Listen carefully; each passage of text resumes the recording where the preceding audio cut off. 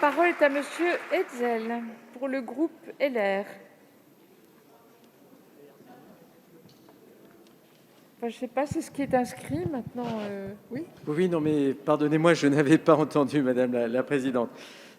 Madame la Présidente, Monsieur le Ministre, mes chers collègues, au terme de cette lecture, je voudrais là aussi insister sur le fait que le gouvernement porte une lourde responsabilité dans ce texte. Et quand je dis une lourde responsabilité, c'est dans l'un des choix politiques que vous avez fait de lier dans un même texte deux sujets, ou en tout cas deux catégories de sujets qui sont de nature différente.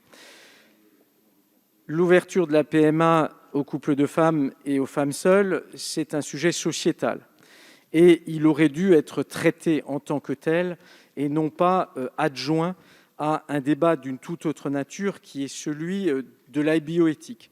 Tout simplement parce que les sujets de bioéthique sont des sujets qui, avant tout, sont des sujets de questionnement, qui sont des sujets où, en réalité, il faut essayer de trouver des équilibres fragiles entre, d'une part, le fait que la recherche puisse se faire, mais que, par ailleurs, la société puisse disposer d'un certain nombre de garde-fous, qu'elle puisse disposer de possibilités de contrôle, ce qui est en train de se faire en son nom.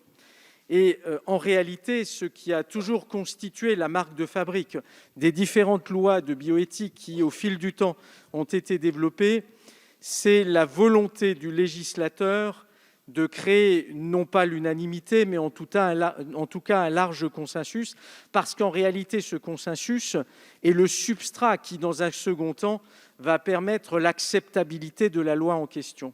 Or, en réalité, lorsque l'on regarde comment les débats se sont déroulés au fil des différentes lectures, les portes sont restées fermées. Il n'y a pas eu de véritable dialogue. C'était un simulacre de dialogue.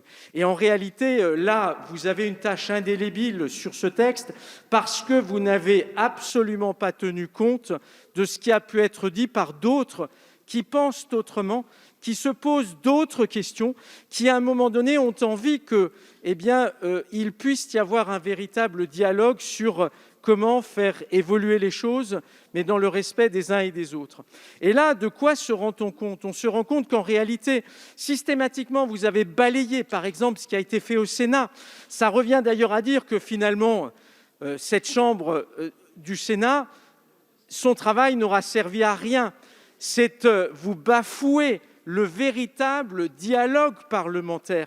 Et en faisant cela, en réalité, vous avez nié ce qui, jusqu'à présent, a constitué l'essence même des lois de bioéthique.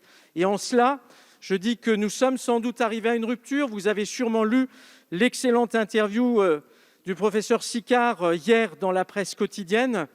Il a, lui, eu des mots très durs en disant de bioéthique, il n'est point question. On est aujourd'hui dans le théâtre. Et en fait, ce qui est inquiétant, c'est que la responsabilité que vous portez, c'est que ce théâtre que vous avez instauré, cela risque de devenir un théâtre d'ombre, parce que ce dont il est question, c'est de l'anthropologie humaine. Et en fait, la manière dont vous avez balayé nos questionnements, nos interrogations, en réalité, montre que vous n'avez pas compris ce que devait être une loi de bioéthique à la française. Et donc, en cela, oui, beaucoup de déception. Bien entendu, je m'exprime au nom de mon groupe. Vous le savez, il y a une liberté totale de vote dans notre groupe et je pense que c'est important de le signaler. Mais sachez qu'en raison de la manière dont les choses se sont passées, l'équilibre n'est pas là. Et en raison de cela, une nouvelle fois, très majoritairement, nous voterons contre ce texte, quelque part à contre-cœur, parce que ce dont il est question quand on parle de bioéthique, c'est de l'intérêt de la France, c'est d'un certain nombre d'intérêts supérieurs, et vous ne les avez pas pris en considération. Et d'ailleurs, pour parler d'intérêts supérieurs, sur la partie sociétale, ce qui là aussi est extrêmement frappant, c'est qu'on a beaucoup parlé de désir individuel. Sans doute est-ce, je dirais, une dérive de la période actuelle. Beaucoup de désirs individuels, beaucoup moins de collectifs. Et en fait, l'enfant, finalement, très souvent, il fut le grand oublié, devenant chosifié, là où en réalité, plus que jamais, il faut le considérer comme l'être faible à protéger. Mais avez-vous encore conscience de ce qu'est le faible aujourd'hui dans notre société? Je vous remercie. Merci. La parole est à Madame Michèle de Vaucouleurs.